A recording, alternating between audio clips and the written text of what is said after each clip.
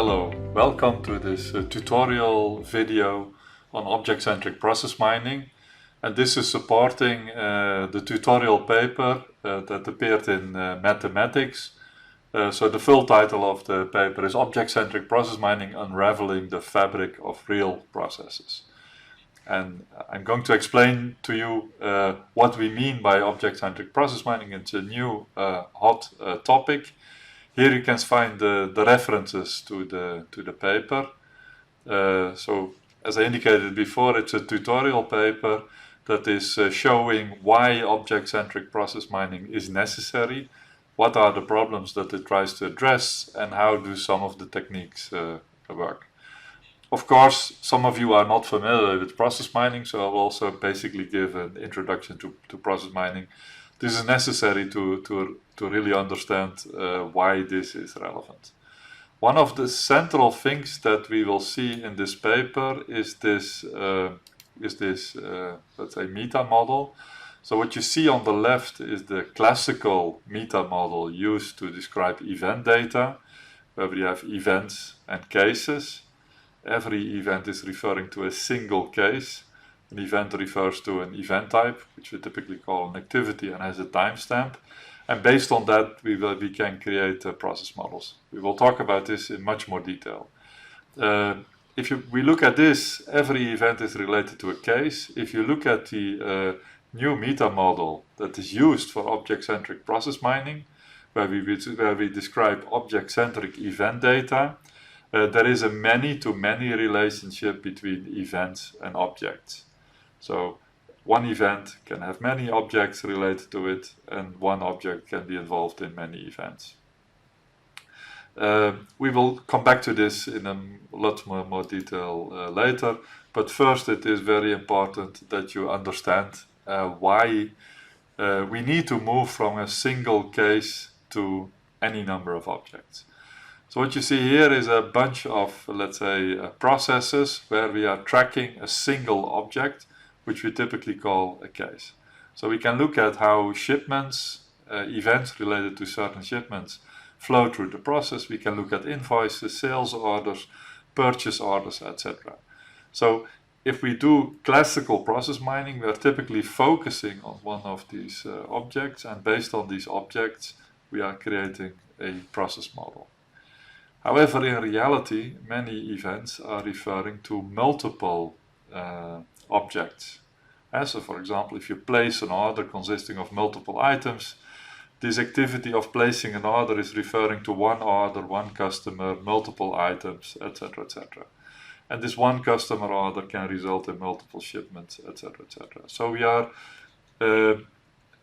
trying to look at processes in a more, let's say, real way, and that's why in the title we also say we are looking for the true fabric of processes, where we look at any number of objects and interactions with the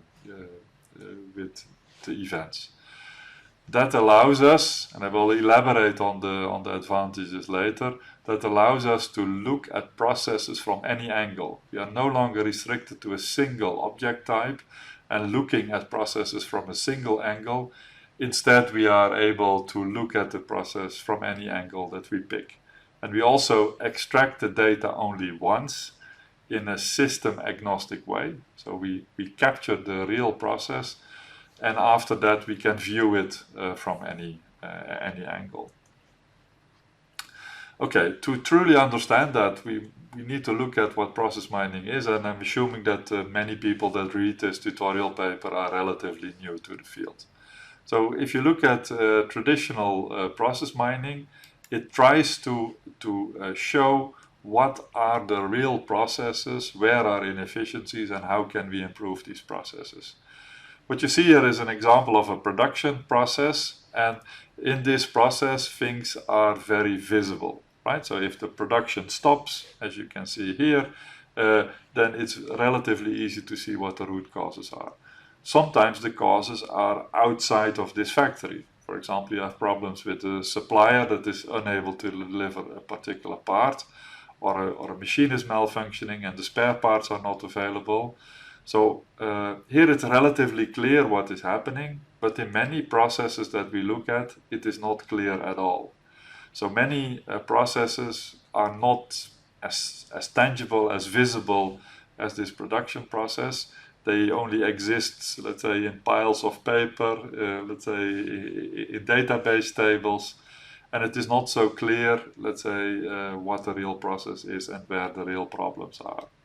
And so we have often been involved in a situation where, for example, we try to get a new phone number or we need something else, and you have many interactions to get it right. And these interactions are the so-called exceptional behaviors that are also very costly. A company is losing customers because of this, and not only the customer is investing time into this, but it's also taking a lot of effort from the employees that need to handle these types of exceptions where the process is not running as planned. So that's a motivation. So in general, you could say you are only aware of the fact that there is a process if it goes wrong. If everything runs smoothly, you do not think about the fact that there is a process. So processes, you only experience them if there are problems. So process mining tries to address these problems. So in the first phase, we start by extracting data from information systems. So many organizations have hundreds of different applications. Sometimes some of these applications, like for example SAP, can have hundreds of thousands of different tables, and that makes this first step typically tricky. And so for known processes, we have a lot of experience where to find the data and how to extract it, but if you are analyzing processes that are not analyzed at a very high frequency, it is typically difficult to locate the data and to extract it. After extracting the event data, we automatically create process models. This is called process discovery, and here we are creating transparency. And so we are no longer listening to people that tell that the process runs in a particular way, but we look at the actual process and how they are actually being executed. This is the first step, and this is often the processes are often very different from what people expect them to be. And so we often could talk about spaghetti diagrams that show that processes have much more complexity than what people like to believe. Of course, it doesn't stop here. Once you have seen that processes are very different, you are interested in improving them, and you typically start making a normative model that describes what you would like to happen. And if you have a normative model, or you create a model based on the frequent or the good behaviors that you've seen in the data, then you can detect these behaviors that are different from the normative model, or let's say the regular behavior that is most frequent. This is called conformance checking. It is not only related to control flow, it is also related to performance. For example, if we say this activity should happen in 2 weeks, then we can look at all the cases where it takes more than 2 weeks. Then the third step is that if you have enough data, your processes are relatively stable, you can use process mining to predict what is going to happen. And so, for example, if you're working on a case, you can predict when will the case be finished, or you can predict the outcome. But you can also predict things at a higher level of granularity. Like, for example, today there is not a bottleneck, but will there be a bottleneck tomorrow? Do I need to assign extra resources to make sure that that is not going to happen? And ultimately, of course, you would like to change the processes. So that is what we often refer to as action flows. That means that triggers from process mining lead to, let's say, automated actions in systems. And this can be as simple as generating an email to a manager saying that there is a particular type of problem, to automatically making interventions in the systems that are being used. For example, like in SAP, you remove a payment block or something like that, or you assign extra resources in an automated way. So this is the high-level view. I should stress that to make these actions, you do not need to go all the way to making predictions, because this is only possible if you have a lot of data and the data is, let's say, relatively stable. In many cases, you will already find a lot of value by doing conformance checking and triggering actions based on the conformance itself. And of course, this is a closed loop, because by taking actions, we are influencing the systems, etc., etc. And over time, we can also learn that particular interventions work better than other interventions. So that was top-down. If we look at it in a bottom-up way, then of course it starts from the data. What you see in this table is let's say, a list of events. Every event is corresponding to a particular row. An event is something that has happened, a particular activity that was executed at a particular point in time. Of every event, we can have a large number of attributes, but to do process mining, you need to have at least 3. So every event should at least have a case identifier, an activity, and a timestamp. So the timestamp is when something happens. Activity says what has happened, for example, making a payment or placing an order, and the case ID says what it is about. And in classical process mining, every event refers to precisely one case. And later we will talk about cases as objects, but we would like to distinguish between different types of cases, and we call them object types. So this is the basic input, and based on this you can automatically create process models. What people expect to see are process models that look a bit like this, that show us the happy path. So this is the most frequent behavior. But if we start lowering the threshold and we also start looking at behaviors which are not so frequent, so this was the most frequent ordering of activities that we have seen. If we look at lower the threshold a bit, and we also start looking at things that happen frequent but not all the time, then we see a flow like this. This is what people kind of expect. So happy path says what people would like to happen. Expected is what they think is happening in their processes. And what you see in reality, it often looks like this. And this is what we call a spaghetti diagram. And all the process mining tools have like sliders that you can basically focus on the frequent behavior, or you can focus on all of the behavior. So I often say, don't be afraid of spaghetti. You can always adjust the thresholds in such a way that you get a readable model. But of course, the value of process mining is that you can see all of these details, and that you can identify, let's say, behaviors that are, let's say, bad for the performance of the process. So if you look at this, we typically see an 80-20 rule, also called the Pareto distribution. So if we focus on 80% of the cases that follow the most frequent paths, we have a very simple process model. And so often we see something that 80% of the cases can be described by 20% of the variance. That means that the remaining 20% of cases are responsible for 80% of the variance. If you look at the inefficiencies, they are not here on the left side. The inefficiencies and the problems, the deviations, the bottlenecks, they're typically on the right-hand side. And using process mining, you would like to discover this. If you have a normative model, you can check, you can look at the most serious problems. You can also predict them if you want, and based on either checking or let's say predictions that something bad is going to happen, you can take countermeasures and act. So this is becoming a mature technology. Specifically in Europe, you can see that many larger organizations are already using process mining. So here you see some of the logos of the thousands of customers that Celonis has.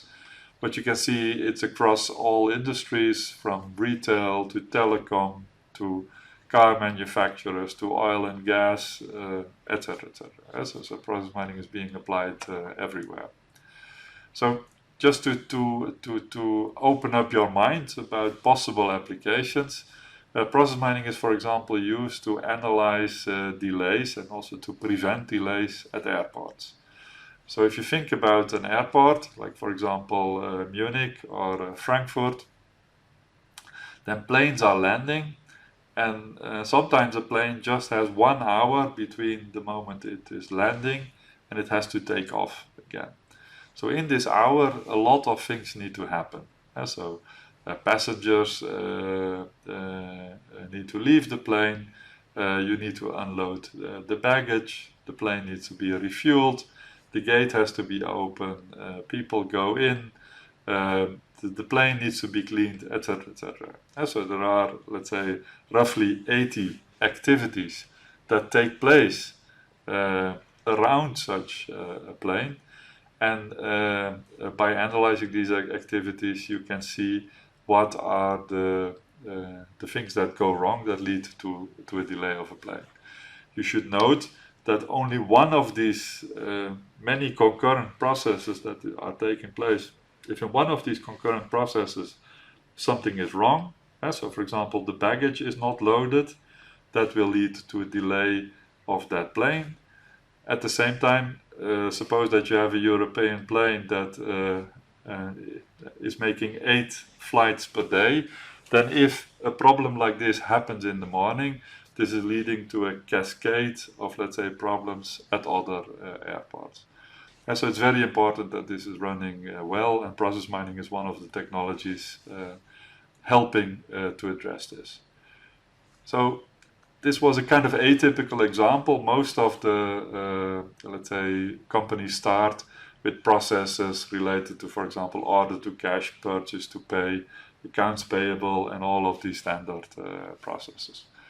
So process mining is rapidly growing, both in number of vendors that are, let's say, offering the software, and also in the number of users.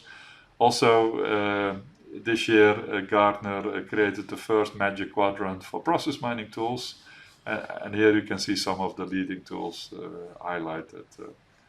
And so this category is all about process mining, and process mining is the bridge between process science and data science. So we are on the one hand looking at process models and analyzing these models. At the same time, it is very data driven.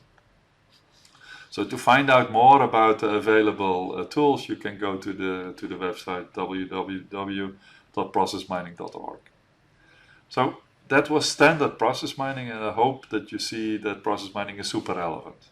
But process mining, in the classical sense, also has a bit of limitations, and that is why we now are looking at object-centric event data.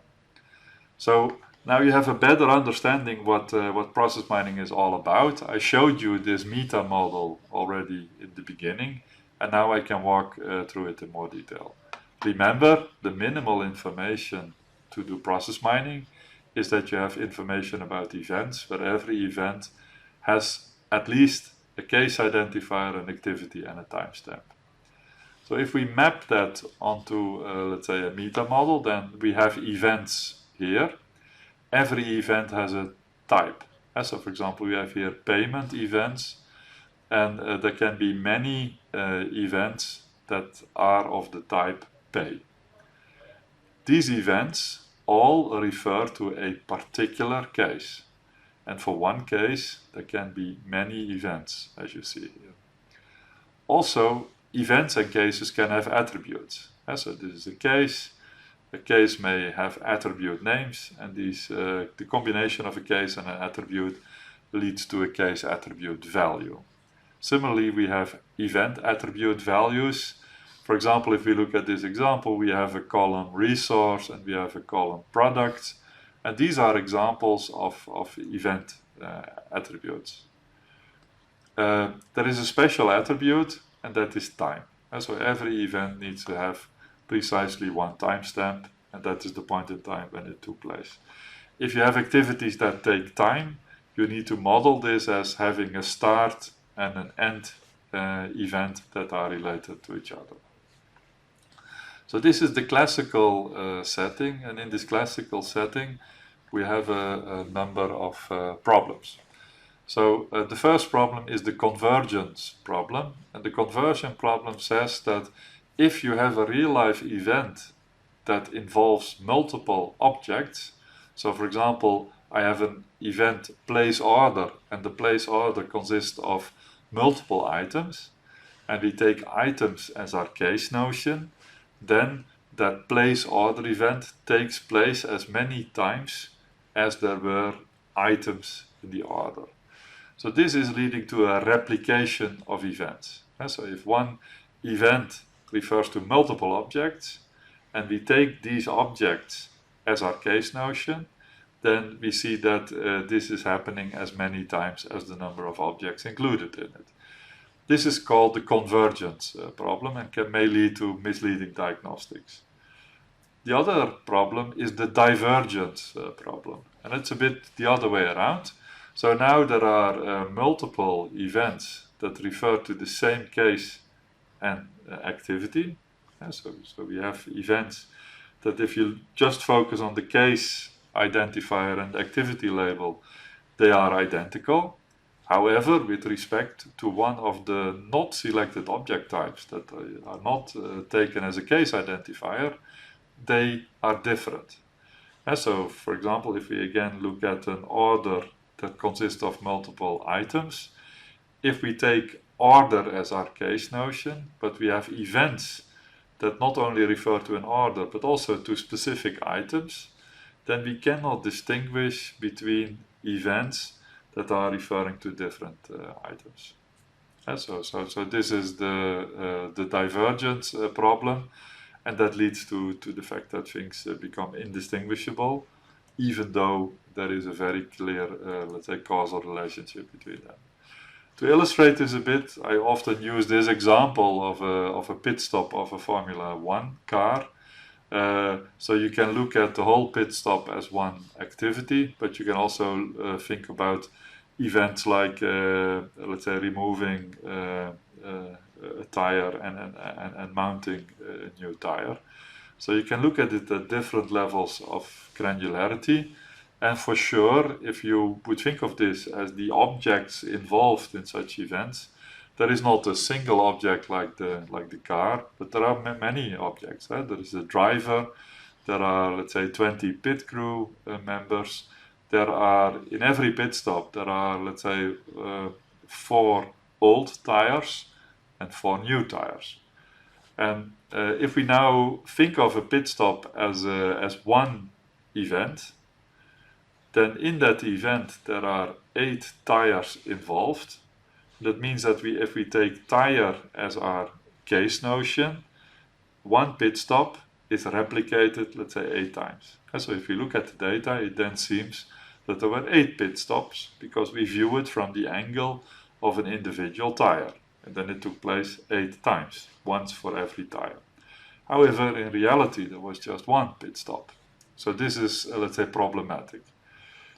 If we look at the divergence problem, so what I just described was the convergence problem. If we look at the divergence problem, let's now look at, let's say, lower level events like removing a tire and mounting a new tire on the car. Then if you start looking at this and you take car as a case identifier, so not the individual tires, so because we would like to avoid the convergence problem. If you now take tire, so the individual low-level events combined with the case notion, for example the car, then for one car we will see, let's say, 4 times an event saying we are removing a tire, and 4 times an event saying that we are mounting a tire on the car. And what we can see is that, for example, we see first this tire is removed and then that tire is removed. So we see that one tire removal can be followed by another tire removal. In fact, it's possible that that happens 4 times in a row. Remove tire, remove tire, remove tire, remove tire, and then mount tire. But it's also possible that they alternate. So I can first remove this tire, then I can remove this tire, then I can mount this tire, then I can mount this tire. then I can remove this tire, etc., etc. What I'm trying to say is that if we look at remove tire and mount tire, we will see all ordering relationships. So we see remove tire, mount tire, mount tire, mount tire, remove tire, mount tire, remove tire. So we see all the possible orderings. However, the order is very strict. So we can only, for example, add a new tire here if it was first removed. So this is the divergence problem, that we lose these causalities. So by taking a case notion that is at too high level of abstraction, we avoid, let's say, things related to convergence, but we create these divergence problems. So this is showing that the only way to address these types of phenomenon is that we no longer create a distorted view, but we capture reality as well as possible. And that's why in this title of the paper that I'm now explaining, we talk about the fabric of real life processes. That is what we would like to capture. And this meta model that you see here, it's an extension of the classical meta model, and it is addressing this problem. So let me walk through it, let's say, in a lot of detail, because this is very important that you understand this completely. So again, we have events. Every event has a type. You can think of that as an activity. So for example, we can have many payment events, and they all refer to the event type pay. Events can have, again, any number of attributes, and for every attribute we have a value and the name of the attribute. This relationship is explaining that given an event type, for example payment, we expect certain attributes to be present. And so we are linking event type to the attributes that we expect. And here you see the attribute value. And an attribute value refers to an event attribute and an event. And so for example, if we would think of something like a payment, then there would be an event of type pay. And for events of type pay, we may expect that we see an amount, and we would have an event attribute amount, that would be the name, and the event attribute value would be the actual value of the amount involved in this activity. So that is this side. Of course, there is, as before, this special, let's say, attribute that we single out here, which is the time of the event. Events are atomic, and so they happen at a particular point in time. If you would like to describe activities that have a duration, we need to model this having a start and a complete event to model this duration. So now we move to the other side, and there we have objects. So an object is, let's say, it's something. It could be an order, an item, it could be a machine, it could be a patient, it can be anything, right? So objects is a very generic concept. And earlier we were talking about cases, and you can think of cases as a specific type of objects. There is a many-to-many relationship between events and objects. So in one event there can be multiple objects. So for example, we have an event place order, and in place order we are referring to one order object, and we are referring to, for example, 10 item objects and one customer object. So from an event we can refer to multiple objects. Also, one object can have many related events. So for example, if we think about an order object, we may see things like send invoice, receive payment, etc., etc. So for one object there can be multiple events. So there is a many-to-many relationship, and this relationship can be qualified. So for example, if there is an event, for example, meeting, and there are objects involved, like for example not only the room, but for example also the people involved in that meeting, we can use this qualifier to distinguish, for example, between a chair and normal participants. And so this is a way of, let's say, adding meaning to this relationship. It's something that is optional. Then we have the objects, and objects, just like events, have a type. So for example, there may be an object which is a specific order, and this will be of type order. Or we have an object that refers to, I don't know, a specific employee, and the object type describes, let's say, object or employees in general. Again, for object types, we can define the attributes that we expect the object to have. For example, if an object is of type person, we may expect to have a birth date or an employee number or something like that. So again, for these attributes that we expect to be there for these objects, we have particular values. So for example, if the object attribute is, for example, birth date, then the object attribute value would be the actual value of the date of somebody's birth date. Objects can be related. This is very important to see this. There can be relationships between objects by the fact that they are involved in events, but objects can also be related to each other in a static manner. And so, for example, if an order has multiple items, that can also be expressed in this way. It's also possible to, for example, specify a bill of material, right? That one part is composed of other parts, and that can be expressed, let's say, in this relationship. Just like the relationship between events and objects, the relationship between objects can be qualified. Typically, we talk about E to O relationships, event to order relationships, and O to O relationships, so order to order relationships. So these are the relationships that we, let's say, try to capture. What you also see is that object attribute values have a timestamp, and this is representing the fact that an object can have attribute values, but they may change over time. So for example, a person has a birth date that does not change, but a person has a weight, and the weight changes over time. And that can be represented this way. So there can be multiple values for the same object attribute combination at different points in time. Of course, you could also, let's say, represent these modifications by events, but you don't have to.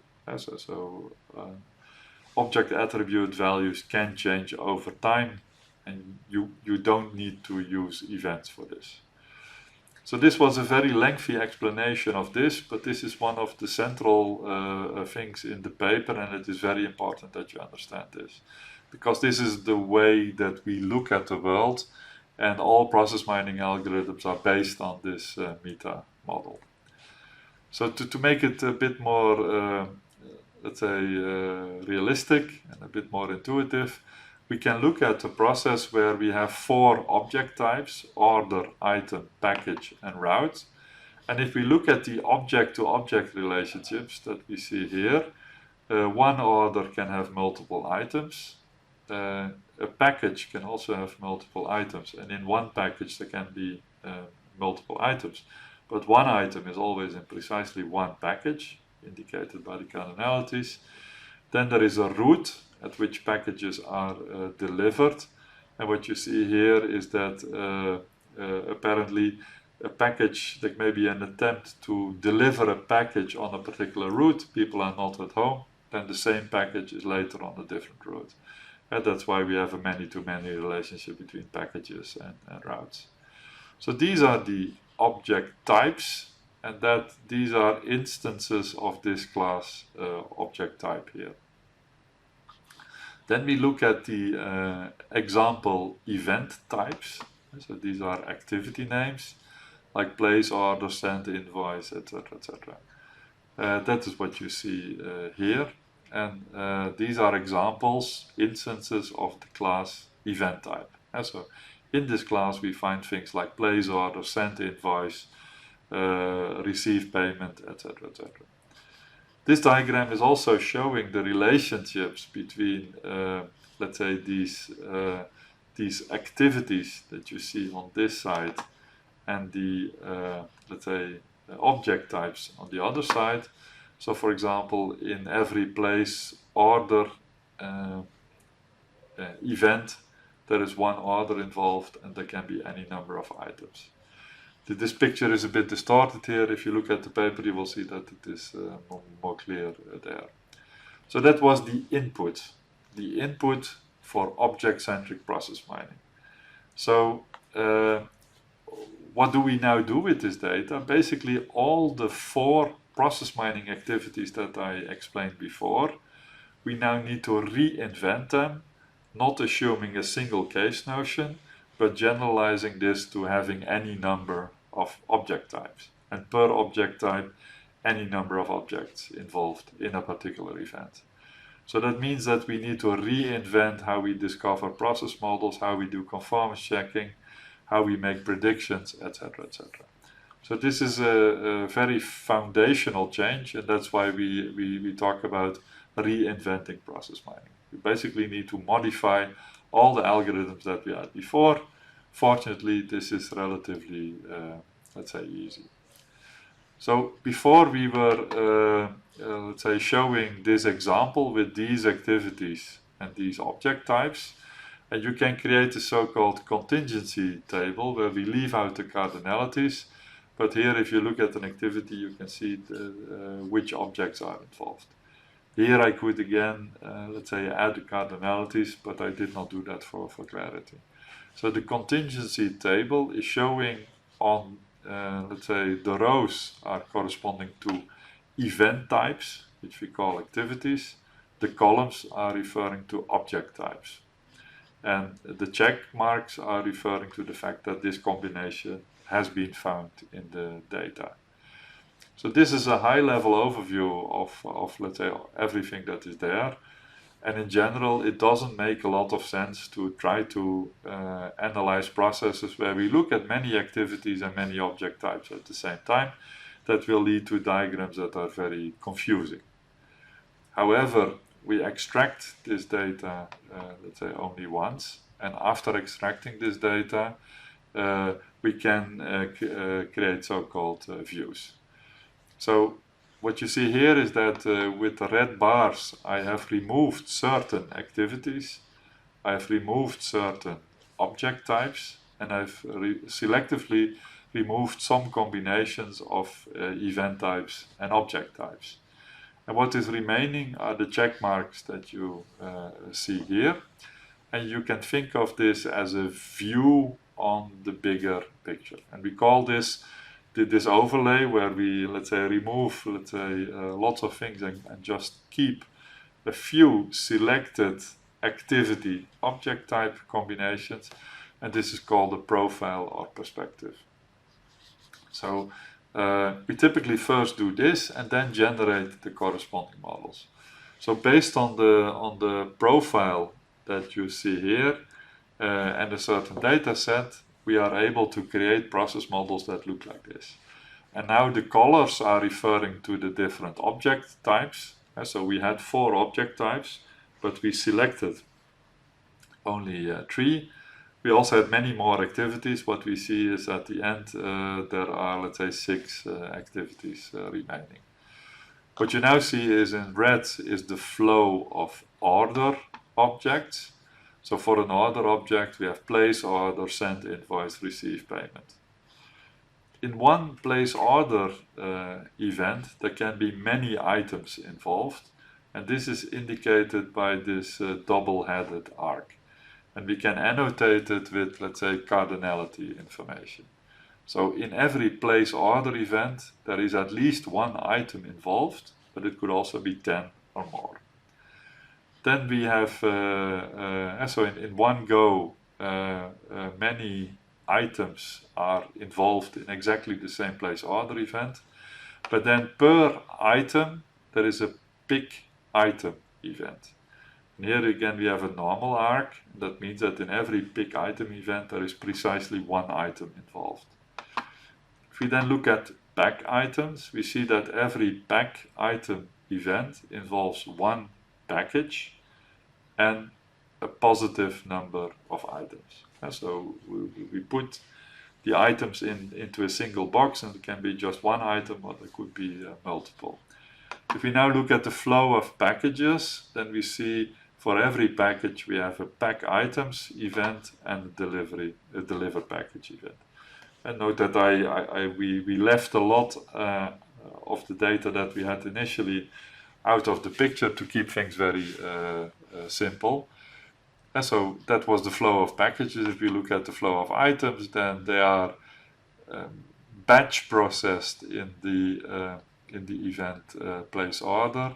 Then for every item there is exactly one big item event, and then the pack items, so multiple items can end up in the same package, and they are all, let's say, going to the end at the same time.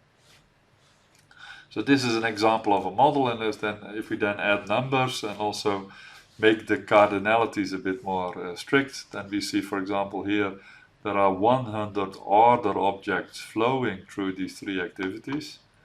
And note that these numbers are indicating how many objects have been flowing along a particular arc, and the big blue numbers refer to how often a particular event type took place.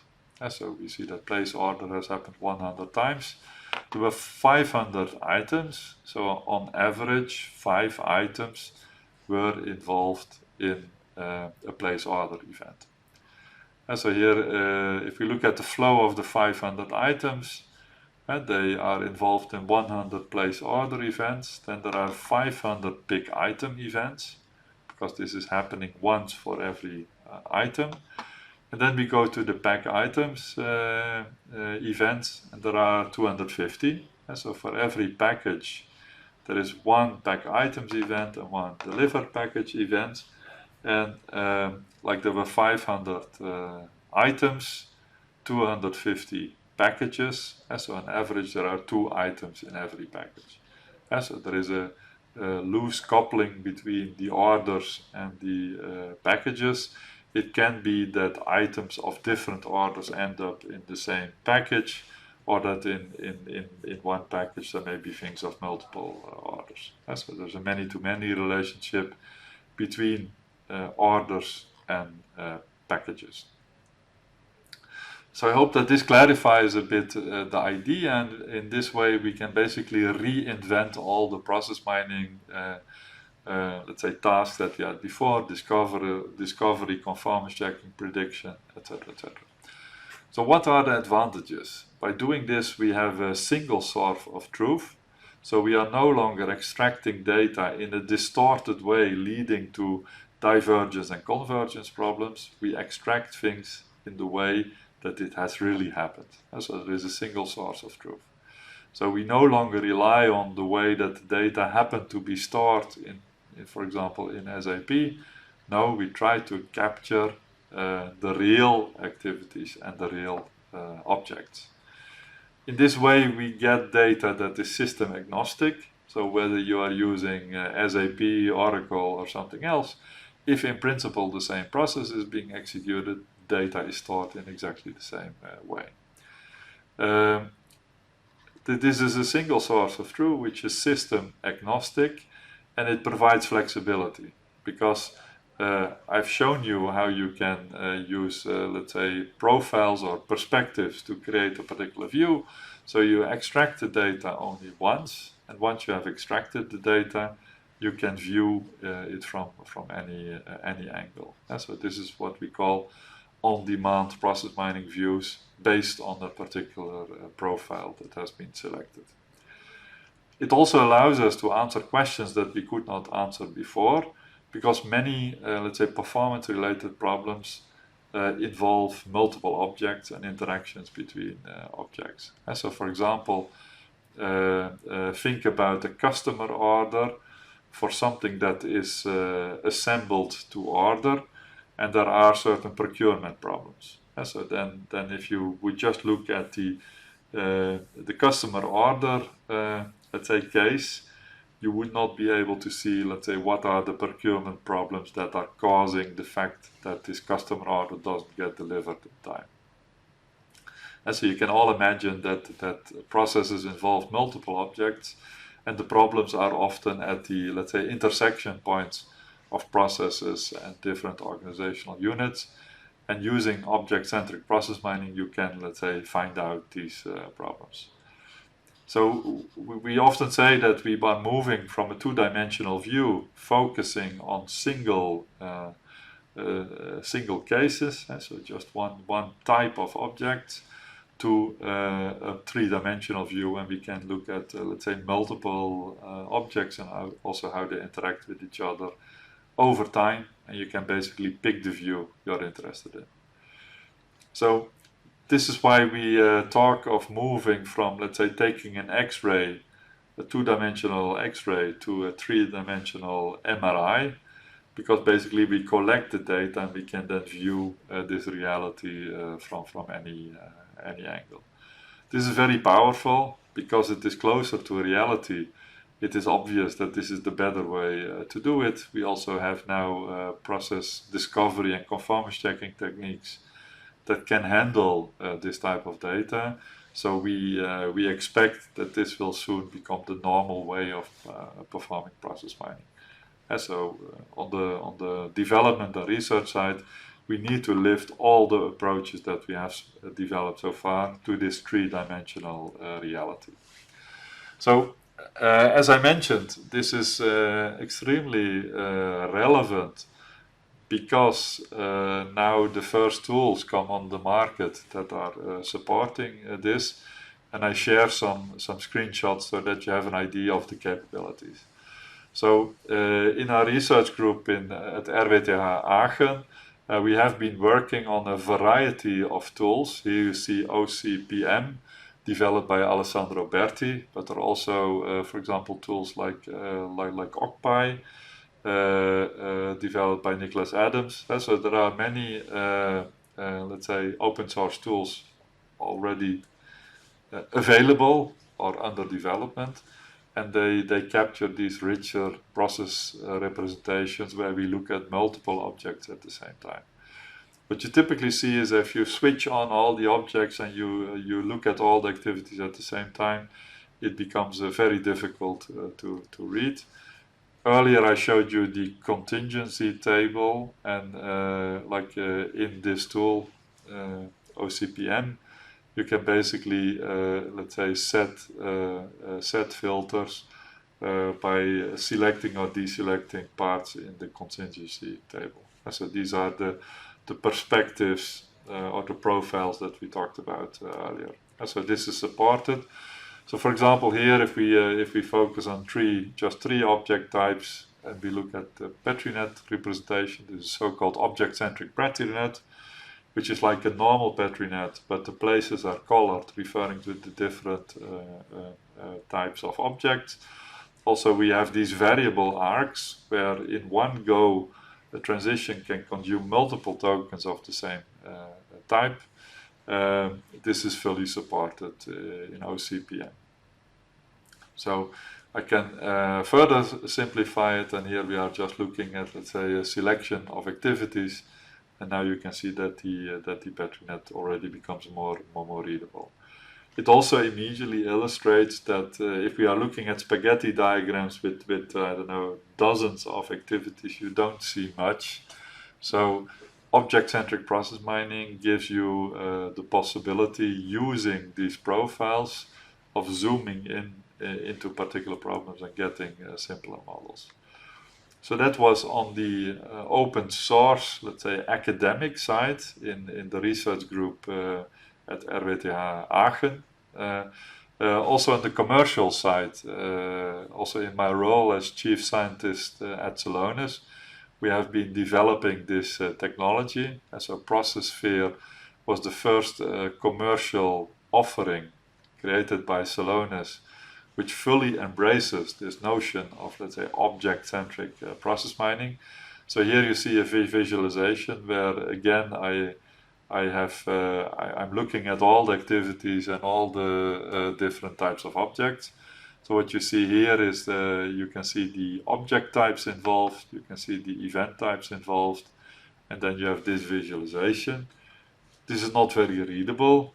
As I said, we always want to limit the number of object types, the number of activities. So here I just focus on applicants, applications, and offers. It's exactly the same data set as I showed before in OCPM, and then you can see that it gets simpler. So in the background, a process sphere is using discovery algorithms based on the so-called inductive mining approach.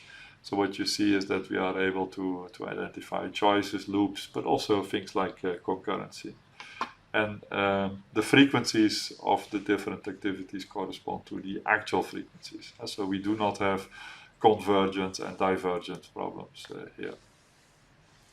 You can also do analysis over these models.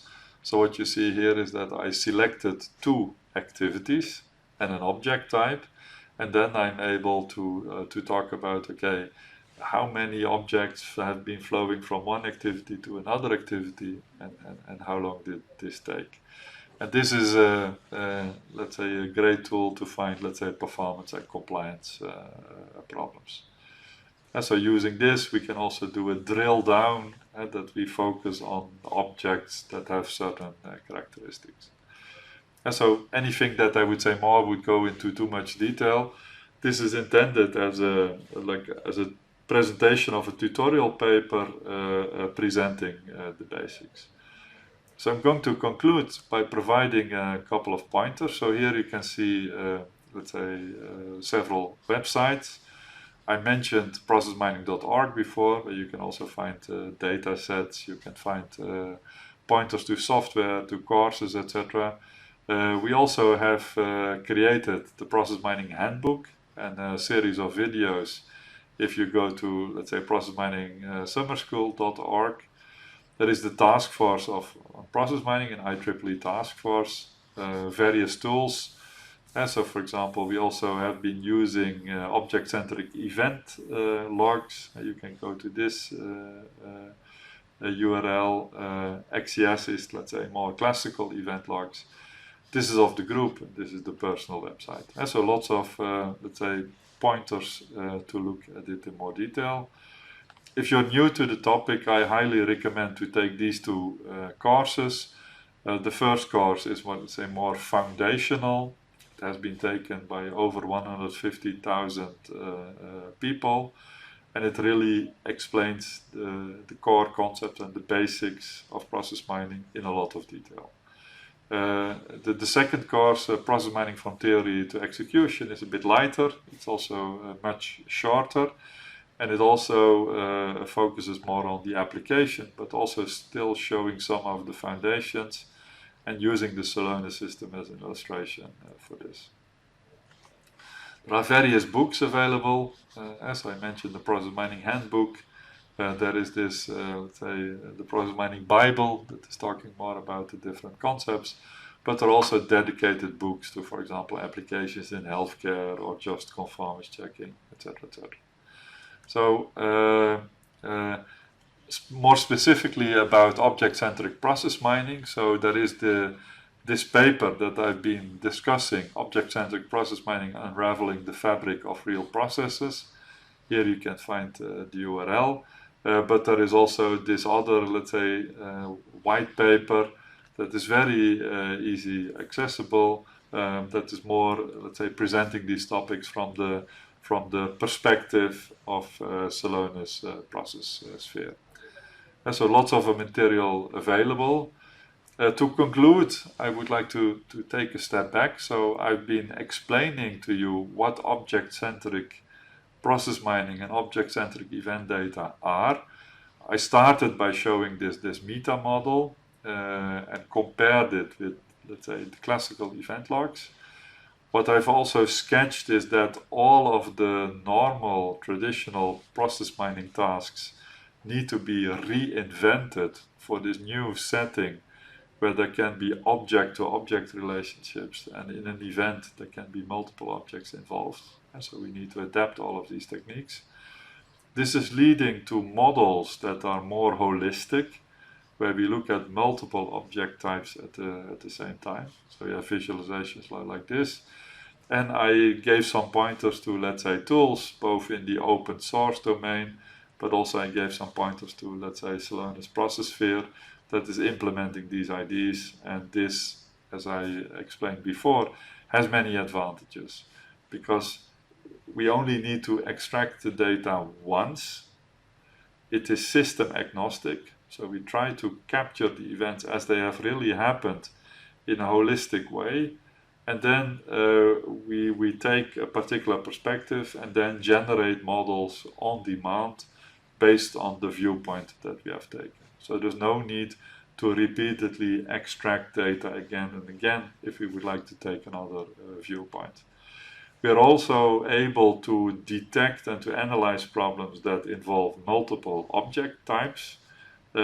Answering these types of questions today is typically very difficult. So this is super exciting, and let's say will keep us busy and will basically change the process mining discipline in the next years to come.